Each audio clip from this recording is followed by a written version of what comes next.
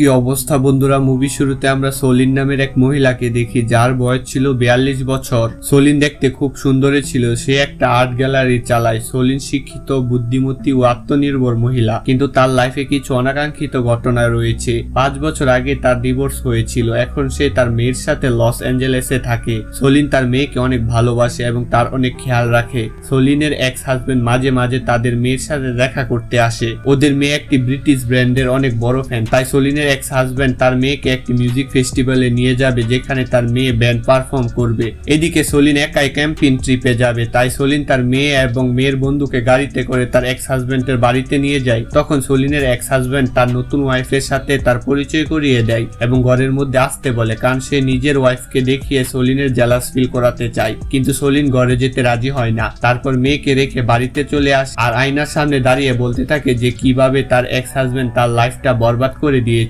আসলে সলিনের ex husband তাকে ধোঁকা দিয়েছে, যার কারণে তাদের ডিভোর্স হয়েছে। কিছুক্ষণ পর সলিনের এক্স হাজবেন্ড তার বাড়িতে আসে আর বলে সে জরুরি কাজে বাইরে যাচ্ছে, তাই সলিনকে বলে তাদের মেয়েকে মিউজিক ফেস্টিভ্যালে নিয়ে যেতে। সলিন এটা করতে রাজি হয় না, কিন্তু তার এক্স হাজবেন্ড জোর করে, তাই বাধ্য হয়ে মেনে নেয়। এরপর সলিন রেডি হয় তার মেয়েকে এবং মেয়ের বন্ধুকে মিউজিক ফেস্টিভ্যালে নিয়ে যাওয়ার জন্য। সলিনের এক্স হাজবেন্ড তার জন্য ভিআইপি সিট বুকিং করে দিয়েছিল যাতে তারা ভালোভাবে মিউজিক উপভোগ করতে পারে। সলিনের মেয়ে তার বন্ধুকে নিয়ে ঘুরে বেড়ায় আর সলিন ভিআইপি এরিয়ায় বসেছিল। তখন সলিন ওয়াশরুমে যাওয়ার জন্য বের হয় আর ওয়াশরুম খুঁজতে গিয়ে ভুল করে একটি ভ্যানে উঠে পড়ে। সলিন যখন ওয়াশরুমের দরজায় নক দেয় তখন ওয়াশরুম থেকে একটি ছেলে বের হয়ে আসে যার নাম হায়েস। তারপর সলিন ওয়াশরুমে চলে যায় আর হায়েস কিছুটা কনফিউজ হয়ে পড়ে। যখন সলিন ওয়াশরুম থেকে বের হয় তখন হায়েস তাকে বলে সে ব্রিটিশ ব্যান্ডের একজন ফেমাস সিঙ্গার আর এই ব্যান্ডটা ওদের ব্যান্ডের। এটা শুনে সলিন কিছুটা লজ্জায় পড়ে যায়। হায়েস তাকে বলে কিছুক্ষণ পর সে পারফর্ম করতে যাচ্ছে। হায়েস মাত্র 22 বছরের ছেলে, কিন্তু তার কথা বলার স্টাইল, তার পার্সোনালিটি, হাসি, লুক সবাইকে দিওয়ানা করে ফেলে। হায়েস ও সলিনের প্রতি আকর্ষিত হয়ে পড়ে আর তাকে ড্রিঙ্ক অফার করে। এই দুজনের মধ্যে কিছুক্ষণ কথাবার্তা চলতে থাকে। সলিন বলে তার এক্স হাজবেন্ডের এখানে আসার কথা ছিল, কিন্তু কোনো কারণে সে নিজে বাচ্চাদের নিয়ে এখানে এসেছে। তখন একজন স্টাফ এসে হায়েসকে পারফর্ম করার জন্য রেডি হতে বলে। এরপর কনসার্ট শুরু হওয়ার আগে ব্যান্ডের মেম্বাররা সব ভিআইপি ফ্যানদের অটোগ্রাফ দেয়। তখন সেখানে সোলেন ও তার মেয়ে এবং মেয়ের বন্ধু ছিল। সোনেল তাদের হায়েসের সাথে পরিচয় করিয়ে দেয়। সোলেনের মেয়ের বন্ধু হায়েসকে বলে যে সোলেনের একটি আর্ট গ্যালারি রয়েছে আর হায়েস যেন সেখানে অবশ্যই আসে। এরপর কনসার্ট শুরু হয়ে যায় আর হায়েসের ব্যান্ড পারফর্ম করে।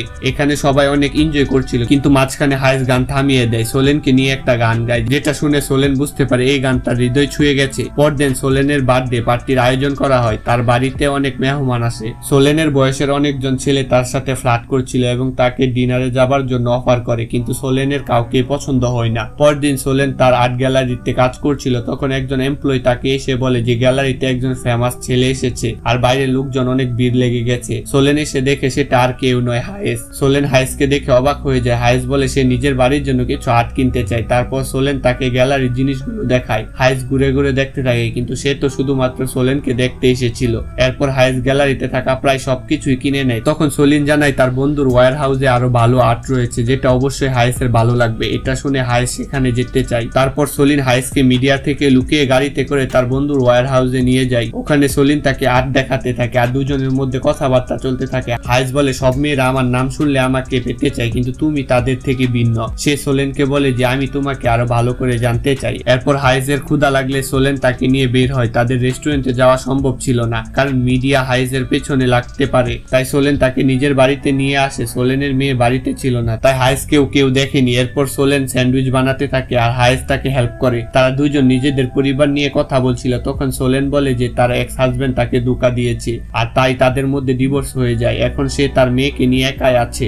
এখন তার লাইফে শুধু তার নিজের মেয়েই আছে, এজন্য সে কাউকে সহজে ভরসা করতে পারে না। তারা দুজন কথা বলতে বলতে ইমোশনাল হয়ে যায় আর তখন সলিনের ফোন বেজে উঠে। সলিন কথা বলতে অন্য রুমে যায় আর হায়েস পিয়ানো বাজাতে থাকে। ফিরে এসে সোলেন বলে তুমি অনেক সুন্দর পিয়ানো বাজাও। সে হায়েসকে মন দিয়ে দেখতে থাকে, কারণ সলিনও হায়েসের উপর আকর্ষিত হতে থাকে। হায়েস তার ক্লোজে চলে আসে আর দুইজন কিস করতে শুরু করে, কিন্তু তখন সলিন থেমে যায় আর বলে এসব অন্যায়। সে বলে আমি তোমার থেকে বয়সে অনেক বড়, তাই এটা ঠিক নয়। কিন্তু হায়েসের কাছে বয়স শুধুমাত্র একটা নাম্বার মাত্র। হায়েস বোঝানোর চেষ্টা করে যে সলিন তার কাছে কতটা স্পেশাল। সলিনের কথা বলা, পার্সোনালিটি, বুদ্ধিমত্তা আর ন্যাচারাল লুক হায়েসের অনেক বেশি পছন্দ, কিন্তু সলিন তার কথা শুনে না আর তাকে এখান থেকে চলে যেতে বলে। তখন হায়েস চলে যাওয়ার সময় নিজের ঘড়ি ইচ্ছা করে সলিনের ঘরে রেখে যায়, কারণ ঘড়ি নেওয়ার বাহানায় আবারও সলিনের সাথে দেখা করতে পারবে। যাবে। হায়েস চলে যাওয়ার পরে সলিনের মেয়ে বাড়িতে ফিরে আসে, কিন্তু সলিন তাকে হায়েসের ব্যাপারে কিছুই বলে না। তারপর সলিন টেবিলের উপর হায়েসের ঘড়ি দেখতে পায় আর সেটা নিজের কাছে রেখে দেয়। পরদিন সলিন তার মেয়েকে সামার ক্যাম্পে নিয়ে যায়। রাতে যখন সে ঘরে বই পড়ছিল তখন তার কাছে হায়েসের মেসেজ আসে। হায়েস জানায় সে তাকে খুব মিস করছে এবং সলিনকে নিউ ইয়র্কে একটি হোটেলে দেখা করতে বলে, কারণ হায়েস তার ব্যান্ড পার্টির সাথে নিউ ইয়র্কে একটি প্রোগ্রাম করতে যাচ্ছে। সলিনও এখন হায়েসকে পছন্দ করতে শুরু করেছে এবং তার মেয়েও কয়েক সপ্তাহের জন্য সামার ক্যাম্পে গেছে। তাই সলিন হায়েসের কথা মতো ফ্লাইট ধরে নিউ ইয়র্কে চলে যায়। তারপর সে হায়েসের হোটেল রুমে গিয়ে দেখা করে। তাকে দেখে হায়েস অনেক খুশি হয়ে যায়। তারা দুজন একসাথে অনেক সময় কাটায় আর ইন্টো হয়। হায়েস সোলেনকে ইউরোপে যাওয়ার অফার করে, যেখানে সে তার ব্যান্ডের সাথে কনসার্ট করতে যাবে। সোলেন তার কথায় রাজি হয়ে যায় আর বলে তাদের এই সম্পর্ক সিক্রেট রাখতে হবে। এরপর হায়েস তার ব্যান্ডের সাথে সোলেনকে এটা বলে পরিচয় করে যে সে তার আর্ট কনসালটেন্ট। এরপর তারা ইউরোপে যায়, যেখানে তারা কনসার্টে পারফর্ম করবে আর ফ্রি টাইমে হায়েস সোলিনকে নিয়ে নতুন জায়গায় ঘুরে বেড়ায়। এরপর তারা হোটেলে ফিরে প্রেমে ডুবে যায়। এখন দুইজনের মধ্যে একটা গভীর সম্পর্ক তৈরি হয়ে যায়। সোলেন ভাবে যে তার লাইফে একাকিত্ব দূর হয়ে গেছে। সে আবারও মন ভরে বাঁচার স্বপ্ন দেখে। যখন সোলেনের কাছে তার মেয়ের কল আসে তখন সে তার মেয়েকে মিথ্যা বলে যে সে বাড়িতেই আছে আর নিজের কাজে ব্যস্ত আছে। এখানে হায়েস ও সোলিন তাদের সম্পর্কের ব্যাপারে কাউকে জানায়নি। দুজন ব্যান্ডের সাথে সব জায়গায় ঘুরে বেড়াচ্ছে আর তাতে লোকজন ওদের উপর সন্দেহ করতে শুরু করে যে তারা ডেটিং করছে। একদিন হায়েস ও সোলিন রেস্টুরেন্টে একসাথে ছিল, তখন তারা দুজন কিস করে ফেলে। তখন মিডিয়ার লোকেরা ওদের ছবি তুলে ফেলে। পরদিন হায়েস সোলিনকে সাথে নিয়ে একটি রিসোর্টে যায়, যেখানে হায়েসের ব্যান্ড মেম্বার এবং গার্লফ্রেন্ডরা ছোট কাপড় পরে পুলে আসে। এটা দেখে সোলিনের একটু নার্ভাস ফিল হয়, কারণ ওখানের মেয়েরা সুন্দরী ও ইয়াং ছিল। তারপর সোলিন হায়েসের সাথে পুলে বসেছিল। ব্যান্ডের লোকেরা ওদের সম্পর্কে জেনে যায়। ওখানে মেয়েরা সোলিনকে বয়স ও তার মেয়েকে নিয়ে ঠাট্টা করতে শুরু করে, কিন্তু এতে হায়েসে কিছুই মনে করে না। মেয়েরা সোলিনকে জিজ্ঞাসা করে তোমরা দুজন কিভাবে এক হলে। সোলিন বলে হায়েস আমার জন্য গান গেয়েছিল। তখন ব্যান্ডের একটা ছেলে বলে উঠে আমরা এরকমই গান বানাই, যখন কোনো মেয়েকে ভালো লাগে তখন আমরা ওই গানটাই শোনাই। আর হায়েস আগে থেকে বয়সে বড় মেয়েদের জন্য গান গেয়ে তাদের সাথে সম্পর্কে জড়িয়েছিল। এসব শুনে সোলেনের অনেক খারাপ লাগে আর সে নিজের রুমে চলে যায়। তারপর সেখানে হায়েস আসে আর মাফ চায়, কিন্তু সোলেন ভাবে হায়েস তাকে ব্যবহার করছে, তাই সে আবারও ধোঁকা খেয়ে গেল। হায়েস বলে সে সোলিনকে সত্যি ভালোবাসে, এর আগে অন্য মেয়েদের প্রতি কখনো তার এরকম ফিল আসেনি। তবে সোলিন জানায় আমি তোমার থেকে বয়সে অনেক বড়, আমাদের মধ্যে এই সম্পর্ক চলতে পারে না। সে হায়েসের কথা না শুনে তার ঘড়ি ফিরিয়ে দেয় আর ফ্লাইট ধরে আবারও লস অ্যাঞ্জেলেসে ফিরে আসে।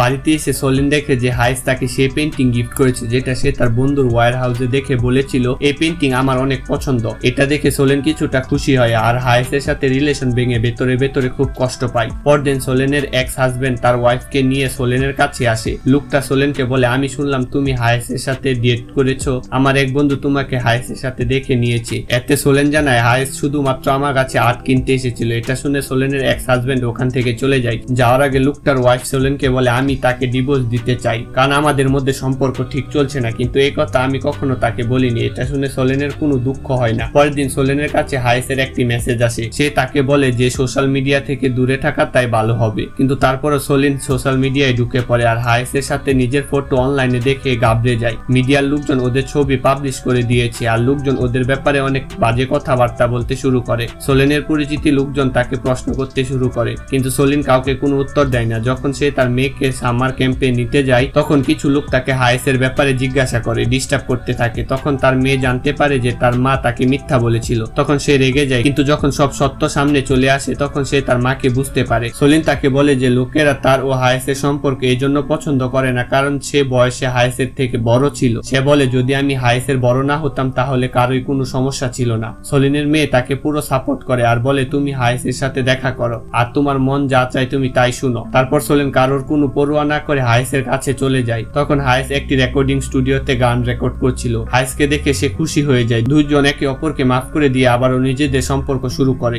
এরপর দুজন নিজেদের সোশ্যাল মিডিয়া অ্যাকাউন্ট ডিলিট করে দেয় আর একসাথে ঘোরাফেরা করতে থাকে। হায়েস এখন সোলেনের ঘরেই থাকতে শুরু করে, কিন্তু সোশ্যাল মিডিয়ার লোকজন তাদের নিয়ে ট্রোল করতে শুরু করে। এমনকি সোলেনের মেয়েকে উল্টাপাল্টা কথা শুনতে হয়। তাদের ঘরের সামনে লাগাতার দিনরাত মিডিয়ার লোকজন ঘোরাঘুরি করতে থাকে। একদিন সোলিনের এক্স হাজবেন্ড তার বাড়িতে আসে আর বলে যে হায়েসের সাথে তোমার সম্পর্কের কারণে আমাদের মেয়েরকে অনেক কিছু সহ্য করতে হচ্ছে আর সে নিজে এসবের বিরক্ত হয়ে গেছে। সোলিনের মেয়ে তার মায়ের জন্য খুশি হয়, কিন্তু স্কুলে এসব নিয়ে সবাই ট্রল করতে থাকে। সোলিন এসবে অনেক বিরক্ত হয়ে পড়ে। সোলিনের এক্স হাজবেন্ড তাদের মেয়েকে নিজের কাছে নিয়ে যায় আর ট্রলের শিকার হওয়া থেকে বাঁচিয়ে স্কুলে নিয়ে যায়। ওদিকে হায়েসও নিজের কাজের জন্য নিউ ইয়র্কে চলে যায়। যখন সোলিন তার মেয়েকে স্কুলে আনতে যায় তখন তার মেয়ে বলে যে তোমার আর হায়েসের রিলেশনের কারণে আমাকে অনেক কিছু শুনতে হচ্ছে। এটা শুনে সোলিন মনে অনেক কষ্ট পায়। এরপর সলিন জানতে পারে যে ওর এক্স হাজবেন্ড তার ওয়াইফকে ডিভোর্স দিয়েছে। সলিন ওর মেয়েকে তার বাবার কাছে রেখে নিজের বাড়িতে চলে আসে। সে সোশ্যাল মিডিয়া দেখে যে লোকজন শুধু ওদেরকে নয় ওদের মেয়েকে নিয়েও ট্রল করছে। এখন সলিনের কাছে তার মেয়ে ও হাইসের মধ্যে যে কোনো একজনকে বেছে নিতে হবে।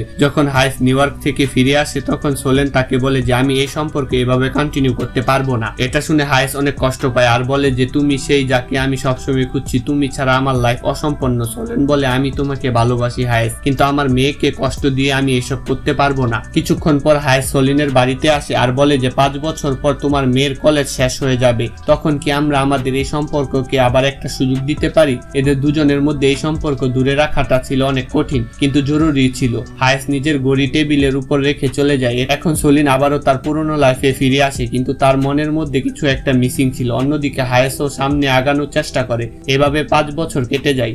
সলিনের মেয়ে এখন কলেজ শেষ করে একটা চাকরি করছে। একদিন হাইস সলিনের সাথে দেখা করতে আর্ট গ্যালারিতে চলে আসে। এখন তাদের বয়স আরো কিছুটা বেড়ে যায়, যার কারণে লোকেরা এখন ওদের পেছনে লাগা বন্ধ করে দিয়েছে। হাইসের চোখে আজও সেই প্রেম যেটা আগেও ছিল। দুজন একে অপরকে দেখে আর তাদের মুখে আবারও সেই পুরনো হাসি চলে আসে। দুজনের এক সত্যি ভালোবাসা আর গভীর কিসের সাথে এই রোমান্টিক গল্প শেষ হয়। বন্ধুরা, এই মুভির গল্পটা তোমাদের কাছে কেমন লেগেছে তা অবশ্যই কমেন্ট করে জানাবে। আর আমাদের চ্যানেলে নতুন হয়ে থাকলে এই চ্যানেলটি অবশ্যই সাবস্ক্রাইব করে দিবে।